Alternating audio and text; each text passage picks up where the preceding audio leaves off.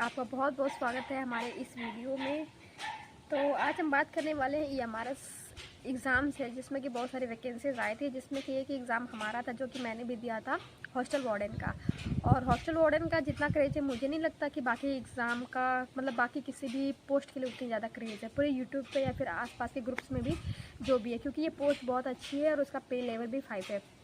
तो जैसा कि एग्ज़ाम हो चुका है और आंसर शीट भी सबकी जाहिर हो चुकी है और सबको लगभग लग ही रहा है, जो अगर सेफ़ है तो उनको भी पता चल रहा है कि वो कितने सेफ़ है, जो अगर अनसेफ है तो उनको भी लग रहा है कि वो कितने अनसेफ है। और मैं विश करती हूँ कि जिन्होंने भी अगर अच्छी और सच्ची मेहनत की, आई रियली प्रे कि प्लीज़ गॉड उनका सिलेक्शन हो जाए, जल्द से जल्द सिलेक्शन हो जाए।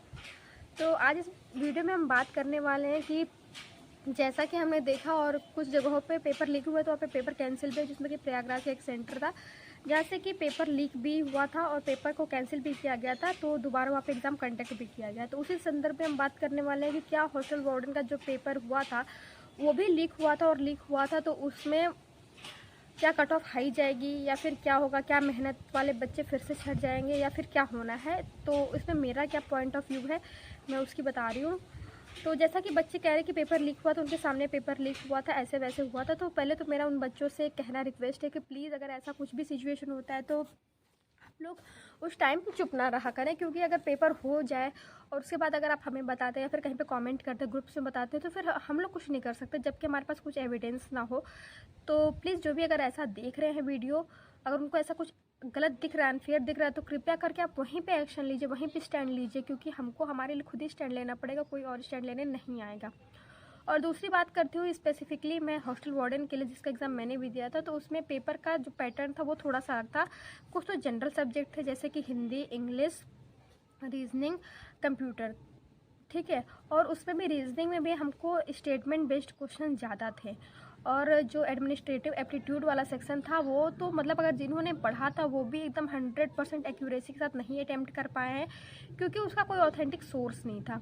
और दूसरा चीज़ रहा पॉक्सो वाला, तो पॉक्सो वाला में भी सही था। मेरे तो पॉक्सो वाला पैटर्न जो भी क्वेश्चन थे मेरे उतने अच्छे नहीं हुए, तो वो क्योंकि मेरी गलती से नहीं हुए, क्योंकि मैंने पता नहीं कैसे करके पेपर अटैम्प्ट किया, तो मेरा शायद उतना अच्छा नहीं हुआ जितना अच्छा वो हो सकता था। तो अगर पेपर लीक हुआ है, जैसा कि लोग बता रहे हैं कि एग्ज़ाम के लगभग 1 घंटे पहले उनके व्हाट्सएप पे आ गया था मैसेज के थ्रू पेपर, तो पेपर और कुछ ने ये भी बताया कि आंसर सीट भी आ गई थी। तो ये तो सरासर मुझे सही नहीं लगता। मैं मानती हूँ कि क्योंकि सारे ही लगभग पेपर लीक्स हो जाते हैं, तो पेपर अगर लीक हुआ भी होगा तो आंसर सीट नहीं लीक हुई होगी। और हमारा जो हॉस्टल वार्डन का एग्ज़ाम है तो उसमें जो क्वेश्चन के पैटर्न थे, खास करके स्टेटमेंट वाले या फिर जो एडमिनिस्ट्रेटिव एप्टीट्यूड वाला जो सेक्शन था, तो उसमें अगर जिन्होंने अगर अच्छे से पढ़ा होगा, बहुत अच्छे से पढ़ा होगा, रिवीजन करा होगा, वही उसको अटैम्प्ट कर सकते हैं। वरना क्वेश्चन ऐसे थे जिनका आंसर हमें गूगल पे भी नहीं मिल सकता है। हम मानते कि जो बहुत एडवांस बच्चे होंगे उनके थ्रू आप रीजनिंग के क्वेश्चन सॉल्व करा सकते हैं, जीके के क्वेश्चन सॉल्व करा सकते हैं, कंप्यूटर के करा सकते हैं, हिंदी के करा सकते हैं, इंग्लिश के करा सकते हैं। लेकिन जो पॉक्सो, शायद पॉक्सो वाला भी आप करवा सकते हैं, लेकिन कुछ क्वेश्चंस ऐसे थे, खास करके एडमिनिस्ट्रेटिव एप्टीट्यूड का तो सारे ही क्वेश्चंस ऐसे थे जो कि बहुत ज़्यादा कंफ्यूजिंग थे, उसका हम कुछ नहीं कर सकते हैं। तो इन सारी चीज़ों को देखते हुए मुझे ये लगता है कि अगर जिन्होंने भी अगर चीटिंग करी है तो पहले तो अगर वो इतने सारे क्वेश्चंस को वो सॉल्व नहीं कर सकता। अगर 1 घंटे पहले, अगर 1 दिन पहले पेपर आता है तो मुझे नहीं लगता कि किसी का मेंटल स्टेटस इतना स्ट्रांग होगा कि वो सारे क्वेश्चंस को थॉरोली सर्च कर सके, उसको याद कर सके, कुछ भी कर सके। क्योंकि जब भी हमने भी अगर कभी चोरी की है छोटी मोटी, तो हमारे दिल में भी एक अलग सा चोर बैठा होता है जो हमारा फिर माइंड काम नहीं करता, वो जो चोरी होती है वो चोरी हम पे हावी हो जाती है। तो मुझे नहीं लगता कि जो जिन्होंने चोरी की होगी वो उतनी एफिशिएंसी से या उतने पोटेंशियल से वो अपना पेपर भी सॉल्व कर पाए होंगे।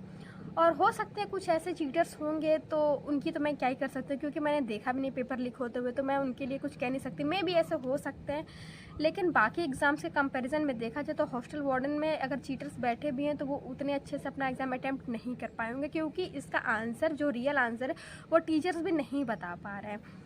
तो जिन लोगों ने मेहनत की है कृपया करके वो आप थोड़ा सा रिलैक्स रहें और पॉजिटिव रहें। पेपर जिनका हो गया है, मार्क्स अच्छा है, वो इस पे होप बनाएं और आगे की तैयारी करते रहें।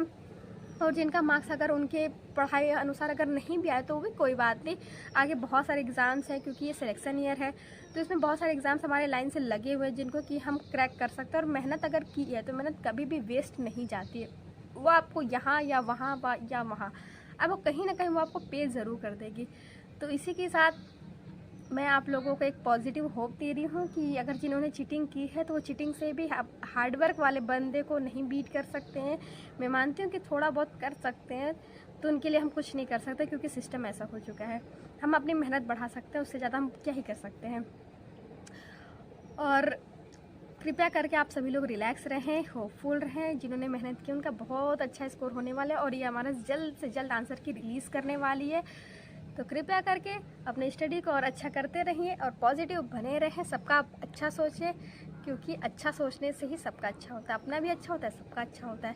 इसी के साथ मैं अपने इस नोट को यहीं पे कंक्लूड करती हूँ। Thank you so much, bye bye, मिलते हैं आपसे अगली वीडियो में।